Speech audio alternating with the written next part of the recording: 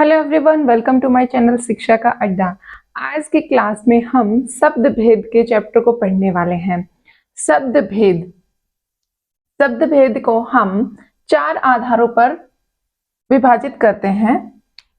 पहला है हमारा रचना के आधार पर, दूसरा हो गया उत्पत्ति के आधार पर, और तीसरा प्रयोग के आधार पर, और चौथा है हमारा अर्थ के आधार पर।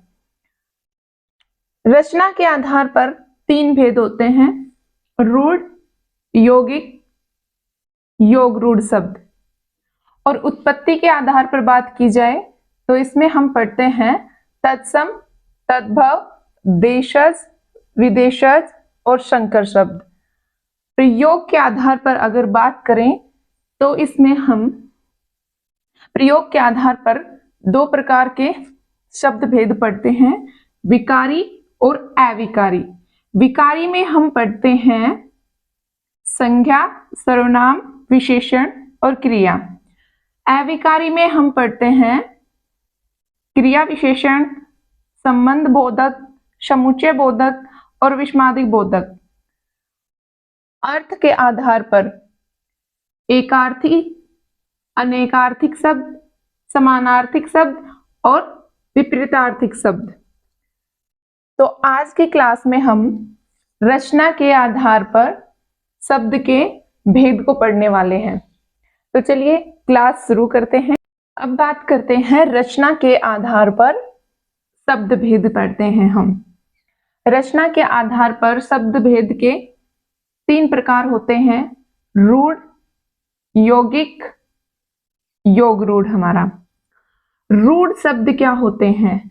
रूढ़ शब्द वो होते हैं जिनके सार्थक खंड ना हो सके, अर्थात ये शब्द किसी भी दूसरे शब्द के मेल से नहीं बनते हैं। जैसे दिन। अगर दिन का हम खंड करके देखते हैं तो क्या होगा? दी प्लस न। कोई सार्थक खंड नहीं निकला। ठीक है। जैसे घर, इसका खंड करके देखो, घ प्लस रे। कोई सार्थक खंड हुआ ये? नहीं। ऐसे ही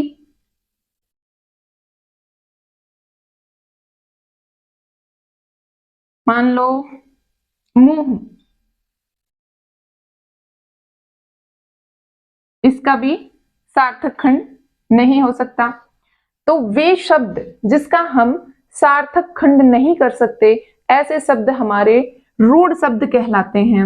अब बात करते हैं यौगिक शब्द। यौगिक शब्द क्या होते हैं? यौगिक का अर्थ होता है मेल। जो शब्द किसी 2 या 2 से अधिक शब्दों के मेल से बना हो, ऐसे शब्द क्या कहलाते हैं? यौगिक शब्द कहलाते हैं। जैसे हमारा विद्यालय, विज्ञान, सामाजिक।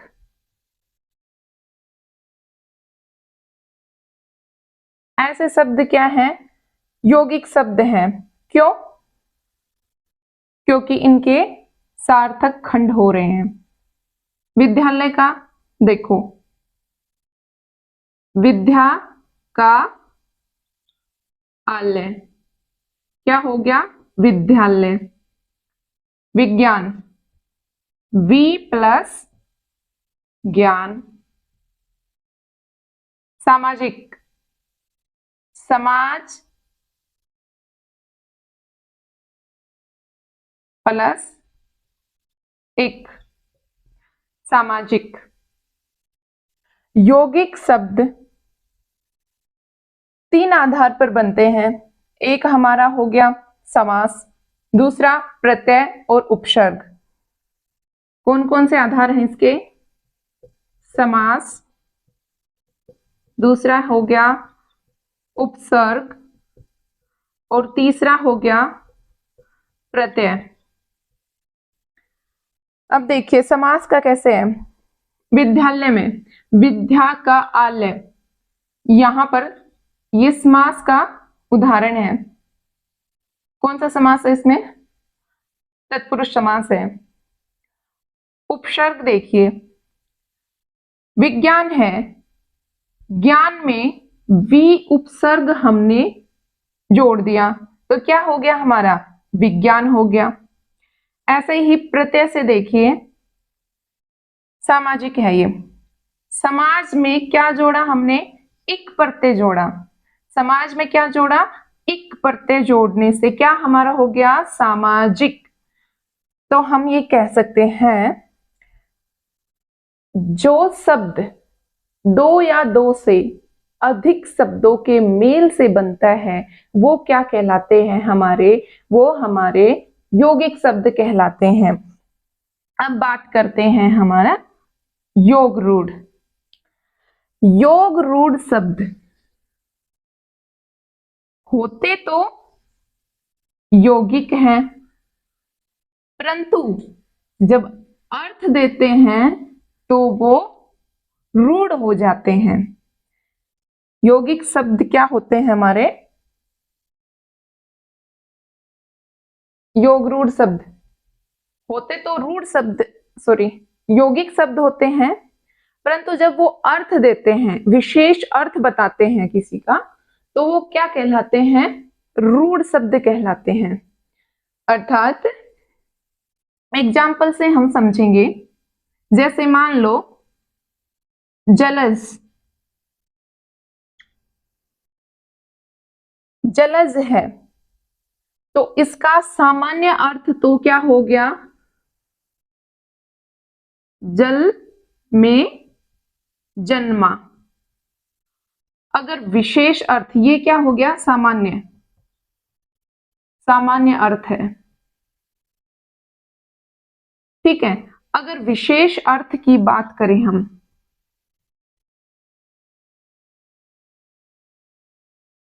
तो जलज हम किसे कहते हैं? कमल को। तो यहां पर जलज जो है वो एक विशेष अर्थ बताता है कमल के लिए, ठीक है। एक और एग्जांपल लेते हैं हम, पीतांबर। सामान्य अर्थ में पीतांबर क्या है? पीला वस्त्र, ठीक है। अगर विशेष अर्थ की इसमें बात की जाए तो विशेष अर्थ में हम पीतांबर किसे कहते हैं? जिसके पीले हो वस्त्र, अर्थात भगवान श्री कृष्ण।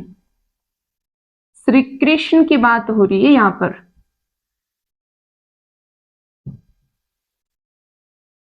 एक और एग्जांपल देखते हैं हम, नीलकंठ।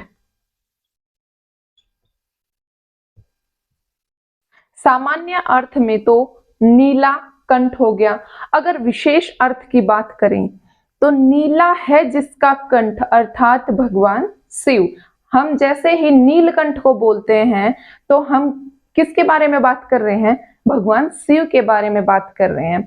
तो ये किसी तीसरे की विशेषता बता रहे हैं, ठीक है। हम ये कह सकते हैं योग रूढ़ शब्द वे शब्द हैं जो बहुब्री समास के जो उदाहरण हैं वो सारे योग रूढ़ शब्द में ही हम पढ़ते हैं। तो ये थी आज की हमारी क्लास। शब्द भेद का हमने क्या देखा?